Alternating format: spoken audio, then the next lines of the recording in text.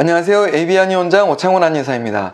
오늘은 손가락 관절염이 참 많이 아프신 분들, 왜 아프고 어떤 치료 원리를 가지고 치료하는지 그것도 보시고, 또 실제 좋아진 그 환자분 사례를 통해서 어떤 점들을 조심하면서 해야 되는지, 치료 후의 관리까지 하는 방법들 쭉 말씀드리는 시간 준비했습니다.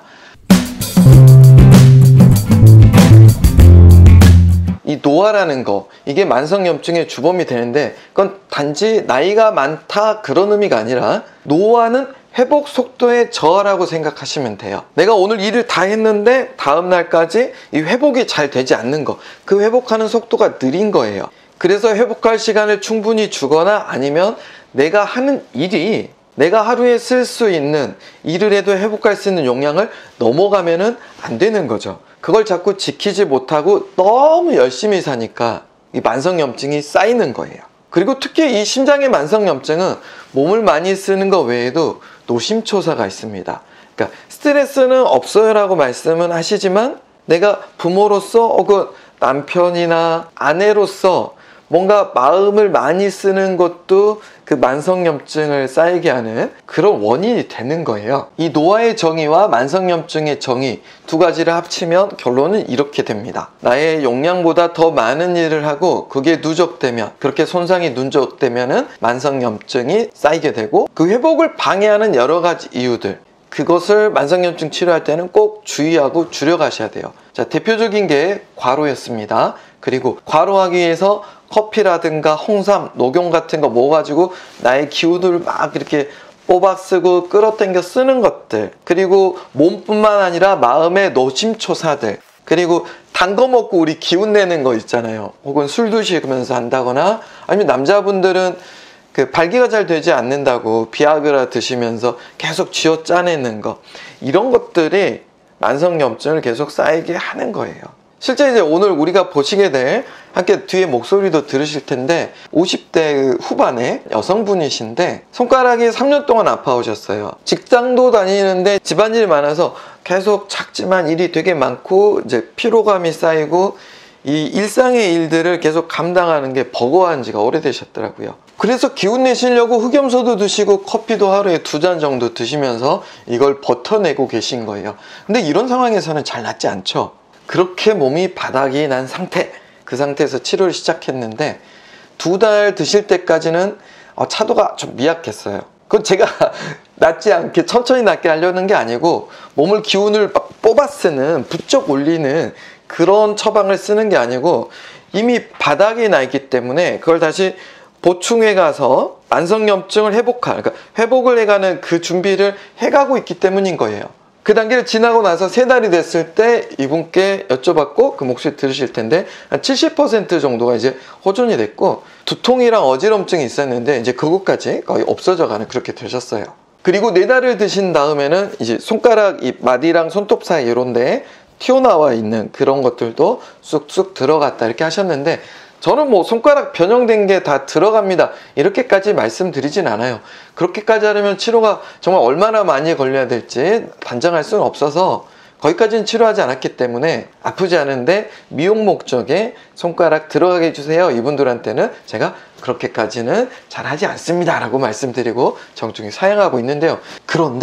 그런데도 이분이 잘 낫지 않았던, 그러니까 좀 더 좋아졌으면 하는 게 뭐였냐면 바로 피로감이었어요.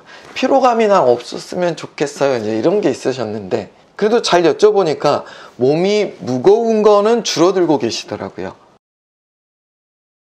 이제 이 정도 치료하고 조금 더 건강을 챙기고 나면 뭐 홍삼을 드시거나 흑염소를 드시면서 몸을 이렇게 후끈 이렇게 데워가지고 기운을 낼 수는 있긴 할 텐데, 저는 더 길게 보면 그런 피로감을 느끼지 않는다 보다는 이분의 그 몸에 맞는, 내 몸의 용량에 맞는 그 정도 일상을 하시면 좋겠고, 더 길게 본다면 조금 더 운동이나 체력을 키워서 그렇게 피로감을 줄이는 방법이 좋지, 잠깐 반짝하는 것보다는, 마치 그런 거는 그거잖아요. 남자들이 비아그라 먹고 밤일 잘하고 막 이렇게 우와 기분 내는 이제 그런 거에 가까운 거라서 그런 방법은 별로 좋지 않고요. 그래서 이분이 좋아지고 나서 마지막에 통화하실 때, 그럼 자기 이제 커피라든가 흑염소 보양식 이런 거 먹어도 되겠나? 아니, 흑염소는 하지 않으셨던가? 근데 커피는 분명히 여쭤보셨어요. 커피를 이제 좀 먹고 싶은 그 어떠냐 하셨는데, 충분히 좀 더 건강하시고 나면 가끔 드신 정도는 괜찮지만,